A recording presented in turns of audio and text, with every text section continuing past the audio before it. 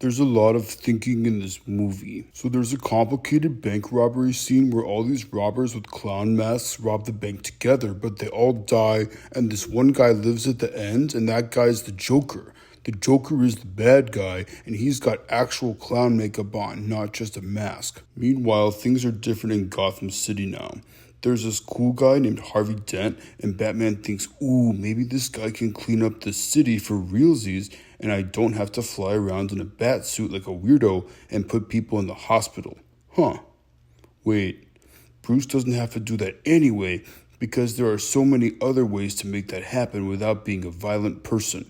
He has $8 zillion, remember? He could spend money on local outreach programs or on running for office to fix things from the top down, or he could use his detective abilities to expose local corruption and get federal aid. He could create jobs and housing and healthcare facilities to get people off the streets, and he could use his zillionaire status to talk with other zillionaires all over the country to team up and fix Gotham's problems. A league of people to bring justice to. No, not like that. Anyway, the Joker interrupts a meeting of all these mafia guys who are mad about Batman and stuff. He pretends to set up a magic trick about making a pencil disappear.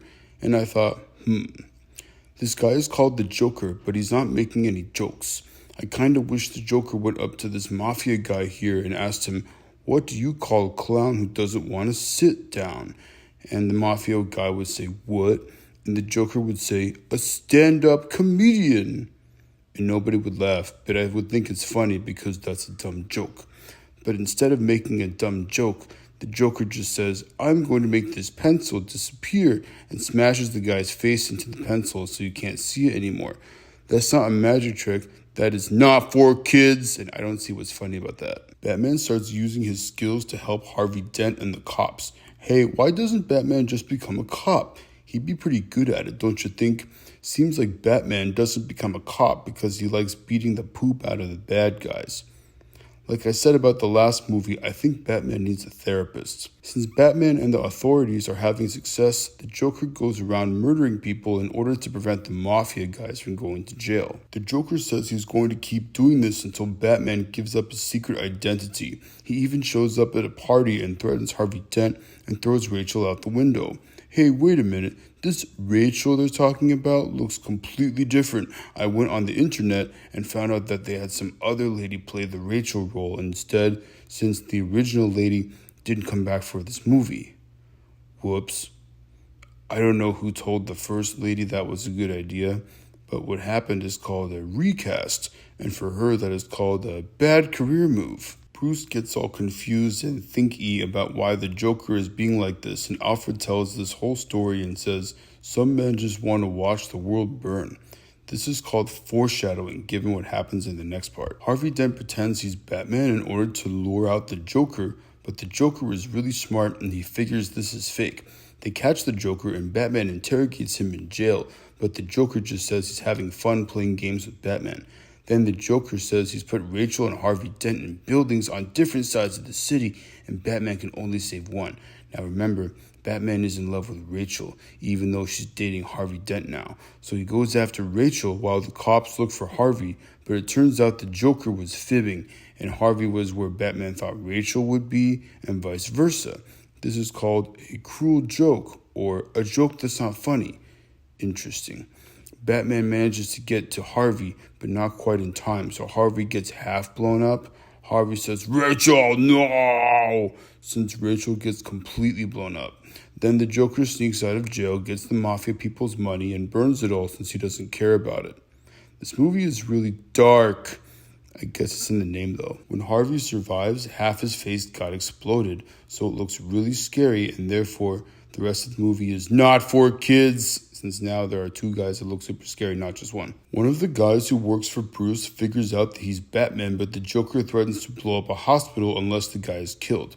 So now the authorities are evacuating hospitals and trying to prevent people from killing that guy.